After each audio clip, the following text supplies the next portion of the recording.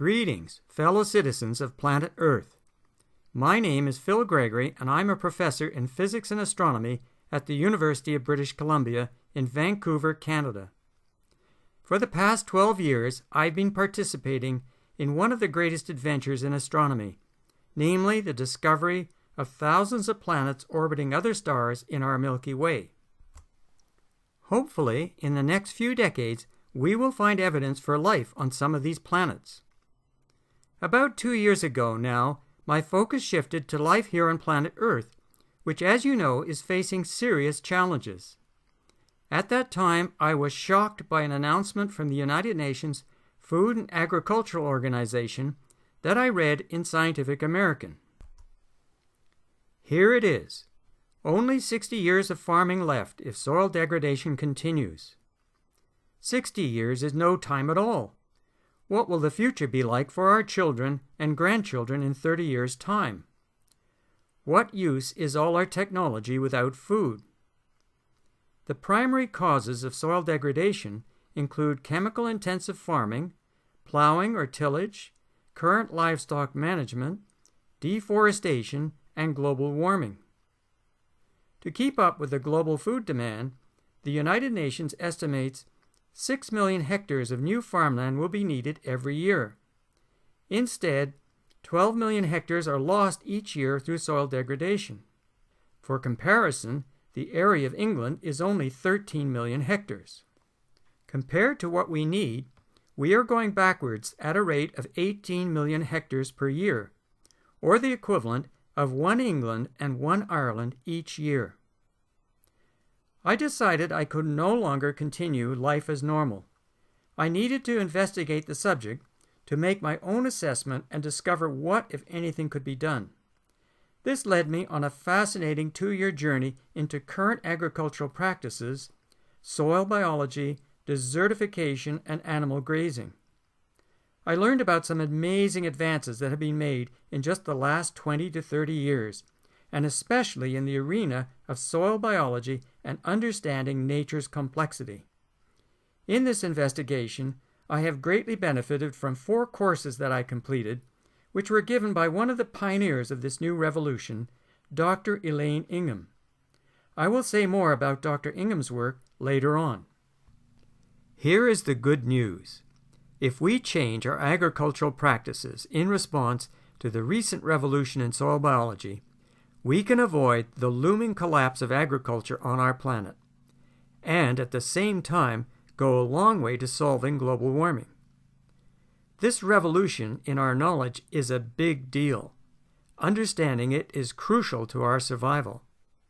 The really big challenge is to re-educate ourselves in the limited time frame available.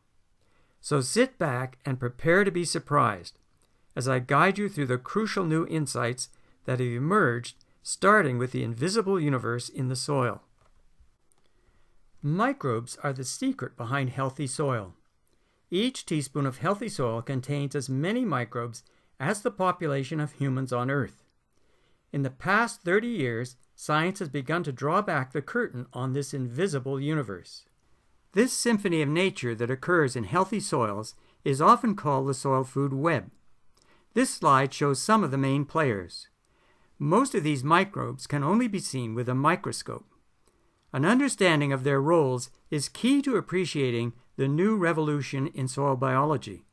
For the moment, I will focus on the bacteria and fungi, which form the base of this predator-prey relationship. After that, we will look at the important role of their predators. DNA analysis indicates that every gram of healthy soil contains about 75,000 different bacteria and 25,000 different fungi. To date, only a small fraction have been characterized and studied. In this short presentation, I will try to convey the insights that have emerged. It is now generally accepted that there are 42 essential nutrients required for plants to grow strong and healthy. Carbon dioxide from the atmosphere and water taken up by the plant roots are combined to make plant sugars through photosynthesis.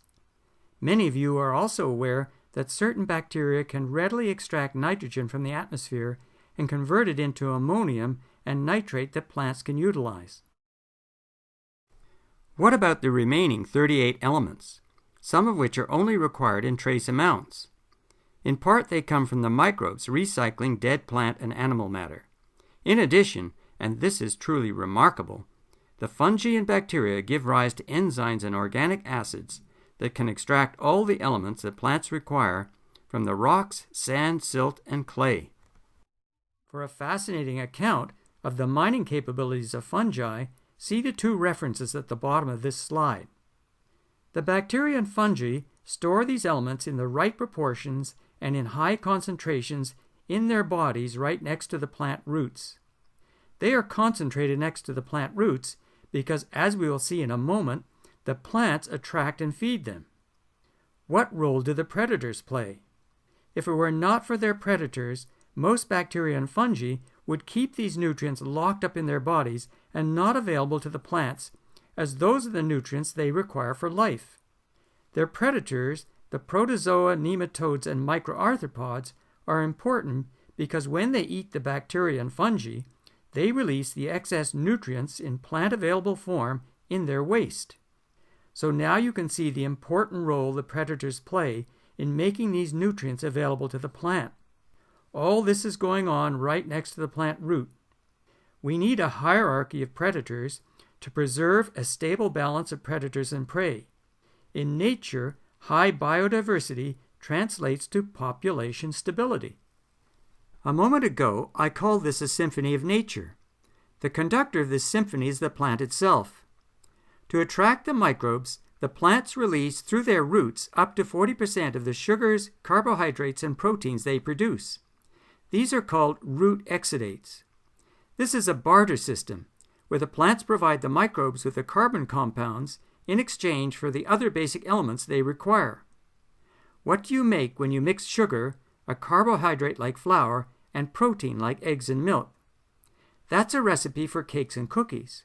So according to Dr. Elaine Ingham, plants are putting out the equivalent of cakes and cookies to attract the microbes.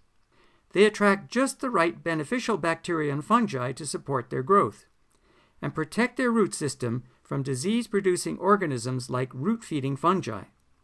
Of course, you have to have those beneficial organisms present in the soil to start with. This doesn't work if you killed off the biology in the soil and reduced it to dirt. Fortunately, you can return the microbes to the soil by making your own compost that includes all the indigenous species of microbes, and use that compost to inoculate the dirt. It is now known that different parts of the root can attract different sets of microbes, and that these microbes can locally control the soil pH. Surprise, surprise, the plant is in control of the soil pH locally along its root. Exudates are also released from the above-ground surfaces as well. So in healthy soil conditions, leaf surfaces are covered by microbes held to the plant by the strong biotic glues. That protective layer is nature's way of achieving disease suppression. This slide illustrates when this revolution in soil biology really took off. The first paper appeared in 1938. Notice the sharp jump in publications in 1991 and the rapid rise to over 300 papers in 2016. The husband and wife team of Russell and Elaine Ingham, together with two other authors, were responsible for a key paper in 1985, which is considered to be a prime catalyst of this recent revolution. The bacteria and fungi are also very important in building soil structure, as this slide indicates. The bacteria secrete biotic glues that stick soil minerals and organic matter together in what are called microaggregates. The area circled in red is a cartoon image of a microaggregate. The mineral particles are in brown, the organic matter in green, and the trapped water is shown as blue drops. These microaggregates provide a safe home for bacteria to hide in, and they can store and purify vast amounts of water. The fungal hyphal strands shown below tie the microaggregates together to form large structural aggregates. You can think of the microaggregates as bricks, which the fungi assemble into houses, with doors and windows that provide passageways for air and water to penetrate to great depths. Together, the microbes build underground cities to live in. The top right panel of this slide depicts the root systems of two identical plants. The one on the left has been planted in dirt. The one on the right has been planted in soil with a healthy soil food web, giving rise to a mycorrhizal fungal network. The mycorrhizal fungal network effectively extends the root area by approximately 700 times for extracting nutrients and water. Which plant will be less sensitive to drought? Through the work of researchers like Professor Suzanne Simard of the University of British Columbia, we now know that fungal networks can link plants together in a wood-wide web, allowing them to exchange signals as well as nutrients. Strange but true. The largest organism on Earth is a single fungus, nearly 10 square kilometers in size and estimated to be 2,400 years old. Now let's turn our attention to some common agricultural practices shown in this slide. They include plowing or tillage, growing monocultures in the belief that diversity means competition, application of chemical fertilizers, herbicides, and pesticides, livestock in confinement, from poultry battery cages to feedlots. For a moment, I'm going to focus on one aspect of current agriculture, plowing or tilling the soil. Plowing slices and dices the soil structure built by the bacteria and fungi with their biotic glues, turning living soil into dirt. Those underground cities were home to a diverse ecosystem capable of providing all the nutrients the plants required, without the need of chemical fertilizers. Notice the gulls feasting on those exposed creatures.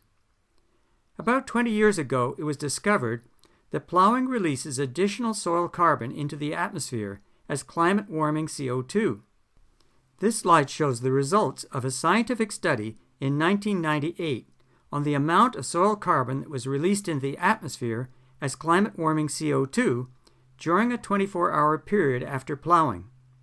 The research was carried out by Dr. Don Rykowski and colleagues of the U.S. Department of Agriculture. They used a piece of equipment called Mr. GEM, that stands for Mobile Research Gas Exchange Machine, which can be parked over a sample of the plowed field and used to measure the amount of CO2 given off by the soil into the atmosphere during a given period of time. Let's go back to the previous slide to see the results. On the left is shown the CO2 emission from 1 square meter of untilled soil used as a control. 11 grams of CO2 was emitted from each square meter over a 24-hour period. Notice how that number increases depending on how deep the soil was plowed. Plowed to a depth of 11 inches, or 280 millimeters, the CO2 emission was 15 times larger. Of course, the CO2 emission is invisible to the eye, so it came as quite a shock to see how much extra CO2 occurred as a result of plowing. When the measurement times were extended to 21 days, the extra CO2 was still 10 times larger. Most of the farmers operating today were trained before this knowledge became available. We now know that plowing causes a lot of soil carbon to be converted to CO2 and transforms living soil into dirt.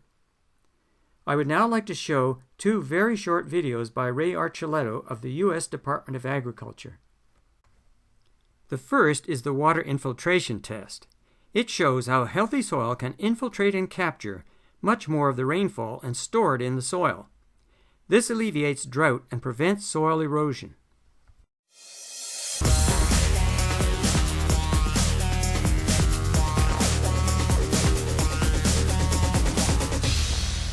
I want to show you how soil disturbance through tillage impacts soil function. Here are two soils. This soil has been disturbed by conventional tillage. This soil has not been tilled for 40 years. It's virtually undisturbed.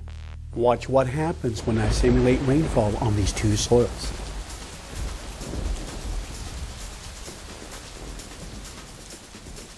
The undisturbed soil allows every precious inch to infiltrate.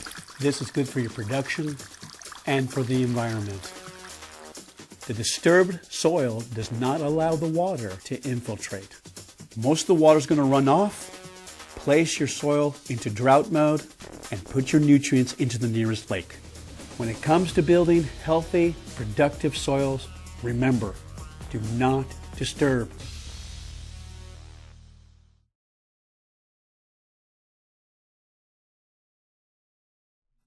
The next is the soil stability test. It shows a comparison of healthy soil with lots of microbes creating biotic glues and fungal strands that hold the soil together to soil that has been turned to dirt by repeated plowing.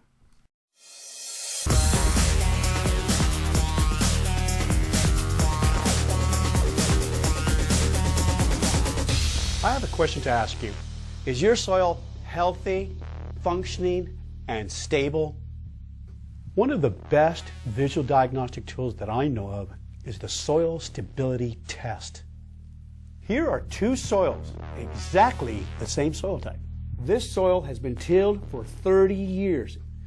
This soil has not been tilled for 40 years. It is covered with diverse plants year-round. Watch what happens when we drop the soil in the water. Notice how the conventional till soil is falling apart. The biotic glues in the organic matter are burned up by tillage. The soil pores have collapsed. Notice the no-till soil. The pore spaces are still intact. Do this test for yourself. I guarantee if you dig a little, you'll learn a lot.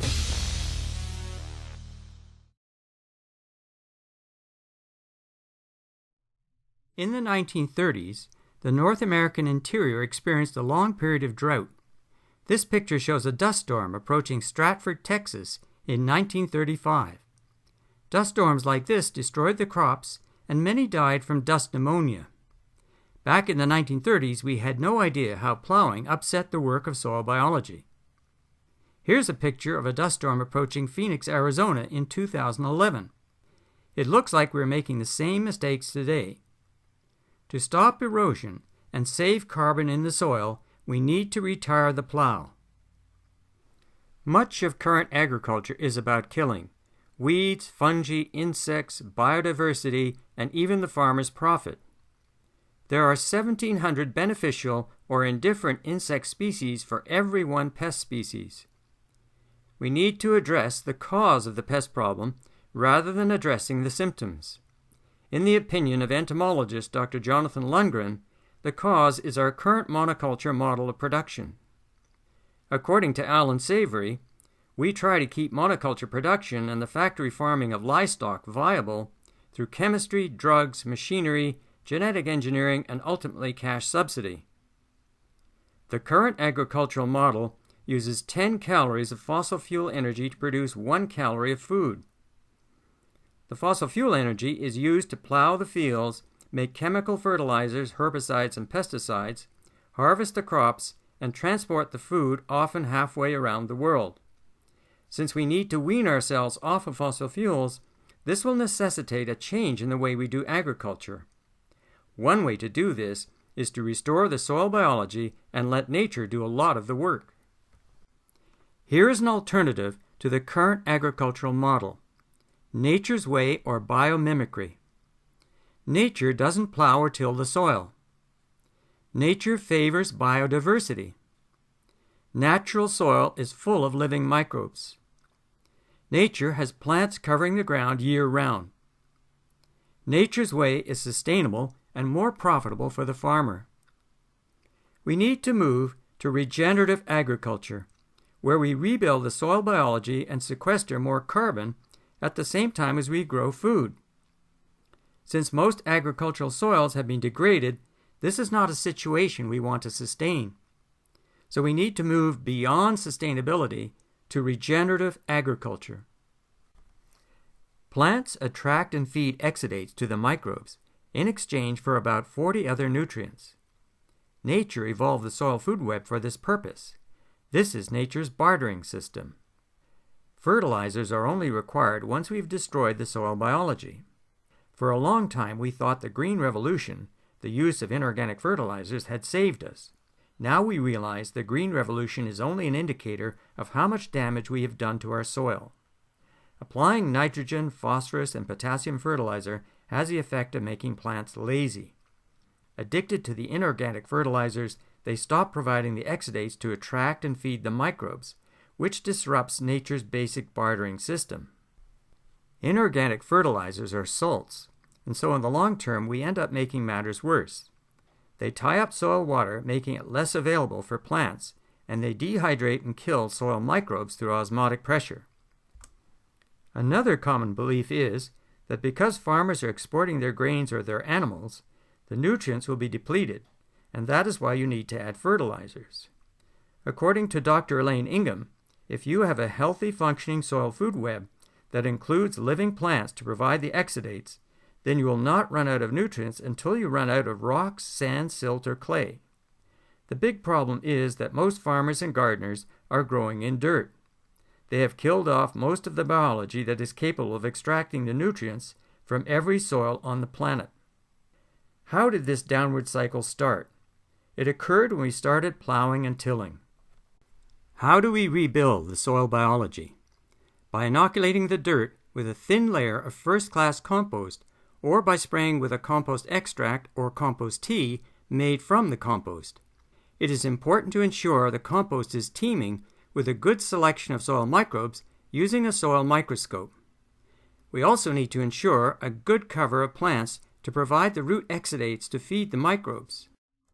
Now we begin to see how changes to our current agricultural practices can be a part of the solution to climate change.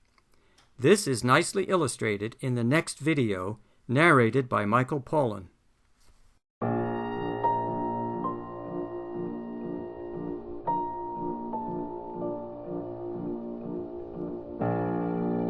Soil is a living miracle.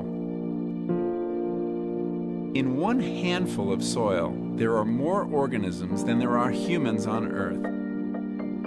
And we are only beginning to understand this vast network of beings right beneath our feet. We rely on healthy soil for 95% of what we eat. Yet, we take it for granted.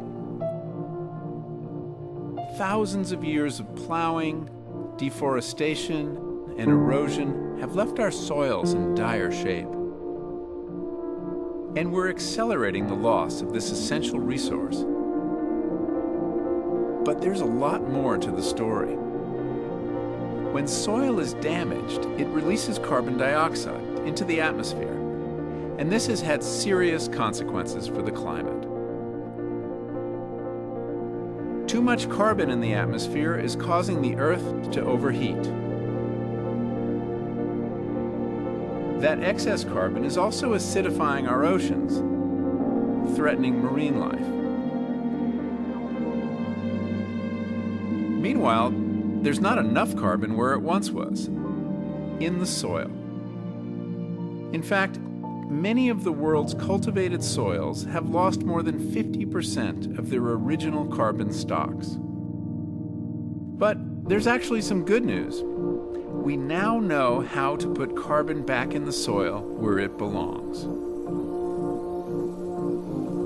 Plants capture carbon dioxide in their leaves and pump the carbon down through their roots to feed hungry microorganisms living in the soil. Now, what had been atmospheric carbon, a problem, becomes soil carbon, a solution.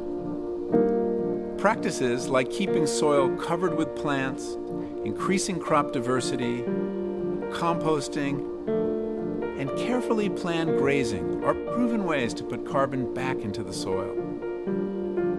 Carbon-rich soils act like giant sponges, absorbing water during floods and providing it to plants in times of drought. And adding carbon to soil makes the land much more productive. The French government recognizes this and is calling on all countries to join them in increasing soil carbon by 0.4% each year. If every nation were to reach this ambitious but achievable goal, we could store 75% of global annual greenhouse gas emissions, enough to make a real difference to our planet's future well-being. Of course, we still need to reduce our fossil fuel emissions, but we don't need to develop expensive or risky technologies. Instead, what we need is a lot more photosynthesis. Climate change can be overwhelming, yet there is real hope. healthy soil can be a major sink for carbon. But this fact hasn't been well known until now. Because now we know a soil solution is right beneath our feet.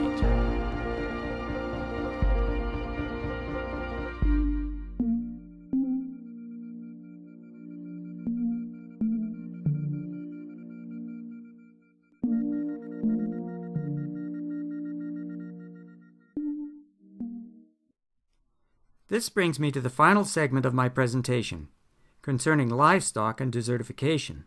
In this satellite image, you can see large portions of the Earth's landmass are brown. These are regions that are the current and former grasslands of the world, which are turning or have turned to desert. Conventional wisdom has it that one of the main causes of desertification is overgrazing by herbivores, like cattle, sheep, and goats, which kill the grasses, turning the land to bare earth. This is especially true in regions of the earth which have a few months of rainfall followed by many months of drought, like large parts of Africa. According to one of my agricultural heroes, Alan Savory, we were once just as certain the earth was flat. It is not the numbers of herbivores we put in the pasture, it is all about timing. It's our failure to manage plant recovery time that leads to overgrazing and land desertification. Continuous grazing is a common practice in which livestock have unrestricted access throughout the grazing season. A typical native grassland contains more than 100 plant species, and herbivores like humans have their preferences. And from these they choose the freshest growth. An important new insight is to not allow the livestock to eat these grasses a second time as they start to regrow, before photosynthesis has recharged the root. In drought-prone areas, this repeated cropping kills the grass, leaving bare ground with no plants to feed the soil microbes. This leads to desertification and a loss of soil carbon. The dark bare soil gets very hot, causing soil moisture to evaporate, leading to soil erosion. How does nature prevent overgrazing? Here is an aerial view of a herd of wildebeest. The native grasslands co-evolved with vast herds of herbivores like bison in North America or wildebeest in Africa, together with ferocious predators. They are bunched together for protection. Wildebeest and zebra are only safe inside the herd. Here's a close-up of our wildebeest. They pee and dung everywhere and are forced to keep moving to avoid eating their own waste. As a result, they don't get a chance to eat the same grass a second time just as it starts to regrow, which would stress the plant roots. Baby grass grows slowly, followed by a period of rapid teenage growth, after which it stops growing. This is the time to bring the herbivores back. By the time the wildebeest return from their migration, the grass has regrown and is ready for eating. So timing is the key. Alan Savory has been teaching ranchers how to emulate wild herbivores and their predators. One way is to use cheap portable electric fencing to divide the original pasture into many much smaller paddocks. The herd is concentrated by the electric fence, which emulates the predators. They only stay in a given paddock for a short period, so they don't get to eat the grass as it starts to regrow. In this image, the cattle are concentrated at one end as they move to the next paddock. The cattle don't get to return to this paddock until the grass has regrown. This practice, together with their concentrated dung, leads to much healthier grass, which can feed a lot more cattle and the people who depend on them. In this picture, we see Neil Dennis, a Saskatchewan rancher spending 20 minutes setting up the next paddock. Here is an alternative method using herders to achieve the same effect. Wait a minute, aren't we supposed to eat less meat? Methane produced by ruminants is a potent greenhouse gas, but we have been ignoring a whole other side to the story. When herbivores are adaptively grazed to emulate nature, there's a net reduction in greenhouse gas. The greenhouse gas emission of methane is more than compensated for by the amount of atmospheric carbon sequestered in the soil. Some references to the recent science are given on this slide. Our new knowledge shows how cattle, sheep, and goats can be a big part of the solution, not a problem. So what is the evidence that regenerative agriculture leads to carbon sequestration in the soil? This slide shows the best estimates of the North American net agricultural greenhouse gas emission for 5 different agricultural management systems. The vertical axis is the net greenhouse gas emission in gigatons of carbon per year. Notice for 2 scenarios, the net greenhouse gas emission is positive, meaning that carbon is leaving the soil and entering the atmosphere. For the other 3, the net greenhouse gas emission is negative, meaning that atmospheric carbon is being sequestered in the soil.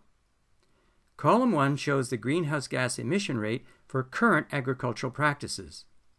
The column is divided into colored blocks, with green representing the contribution from livestock, red the contribution from soil erosion, and blue the contribution from conventional crop growing. The second column is a scenario where we reduce the number of ruminants by 50%. The result is only a small reduction in the net greenhouse gas emission. The fifth column corresponds to a scenario where we transition to 100% regenerative cropping and regenerative grazing practices. In this case, the net greenhouse gas emission rate has a large negative value, meaning that atmospheric carbon is being sequestered in the soil. Columns 3 and 4 correspond to intermediate cases where we only achieve regenerative agriculture on 25% and 50% of the land. Now, as an astronomer, I'd like to have 5 planet Earths to experiment with, to see what would be the effect of these different approaches. But of course, we don't have that option. The estimates in this slide are our current best working hypothesis. Fortunately, over the next 4 years, we may acquire a lot more data, as the French government has embarked on an ambitious regenerative agricultural program aimed at sequestering large amounts of atmospheric carbon with greatly improved soil monitoring. They announced their 4 per 1,000 initiative at the 2015 Paris Climate Meeting. The goal is to increase the amount of carbon stored in soil by 0.4% per year through changes in agricultural practices, and halt the annual increase in atmospheric CO2 emission. As of November 2016, 33 countries had agreed to participate. I sincerely hope that more countries will join this initiative. Conventional practices are only likely to continue the soil degradation, and time is running out. Here are my conclusions after 2 years of investigating this issue. 1. If regenerative agriculture is practiced on 100% of the world's agricultural land, then the current best estimate of the net global greenhouse gas emission is negative 0.5 gigatons of carbon per year. We would be removing CO2 from the atmosphere. 2. If we were to only achieve this on 1/3 of the agricultural land, we could still reduce greenhouse gas emissions by approximately 35%. 3. If we use livestock to reverse desertification, then we don't need to destroy rainforests to grow more grain for feedlot operations. Regenerative agriculture is a win-win-win-win-win situation. Less money for chemicals and plowing, reduced use of fossil fuels, saves farmers money, reduced soil erosion and water pollution, increased soil organic matter, greater biodiversity, improved soil structure, more water infiltration and storage, increased long-term production and greater resistance to droughts, reduced famines and agricultural collapses, reduced workload for farmers as the soil biology does most of the work, and finally, more nutritious food. Here is a final video that pulls all these ideas together, produced by Kiss the Ground. If you're like most people, you're probably feeling a little hopeless about climate change and the damage we've done to our planet. Well, now there's a new way to look at climate change and how to deal with it that might just turn that hopelessness into hope. Climate change, as we know, is all about too much carbon in our atmosphere. But carbon is not our enemy. It's the building block of life. Everything alive is made of it, even us. The problem and the solution are simply a matter of balance. Let's step back and look at the 5 pools where carbon is stored on planet Earth. Starting about 500 million years ago, when plants first appeared on land, carbon began to cycle in an amazing balance between these pools, a balance that allowed for life as we know it to evolve. Then one life form, that would be us, figured out how to extract carbon from the fossil pool, which was pretty much a timeout zone for carbon. We've been burning it for energy, putting into play, and disrupting that balance. The way we manage land and do agriculture is moving even more carbon into the atmosphere. Specifically, we've moved 880 billion tons of carbon dioxide into the atmosphere, which is heating up the planet and destabilizing our climate. The oceans have absorbed a lot of this excess carbon, throwing off the ocean's balance, resulting in ocean acidification and accelerating a mass extinction of sea life. So in order to save life as we know it, of course we need to stop burning fossil carbon. The big question is, where do we put this excess carbon to get the cycle back in balance? The good news is that the answer is literally right under our feet. It's the soil. Plants, using sunlight and water, naturally perform photosynthesis. They pull carbon in from the air and turn it into carbohydrates, sugars. Then they pump some of these sugars down through the roots to feed microorganisms who use that carbon to build healthy soil.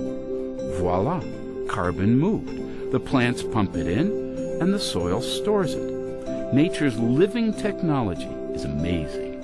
Scientists have recently discovered that applying a thin layer of compost can help regenerate healthy soil, setting up an ongoing feedback loop that brings more and more carbon into the soil each year. Together with other regenerative practices like not tilling the soil, planting trees and cover crops, and planned grazing, we can build and retain billions of tons of soil carbon. This is carbon farming. This is regenerative agriculture. Unlike more carbon in the atmosphere, more carbon in the ground is good for us. It makes healthy soil, which is nutrient-rich and full of life and holds way more water. This means more nutritious food and crops that are more resilient in the face of drought. That's good news for farmers, families, and everyone who eats. Remember this: the way we grow our food, fiber, and fuel either puts carbon up into our atmosphere or pulls it down into the ground. The regeneration of soil is the task of our generation. Our health, the health of our soils, and the health of our planet are one and the same.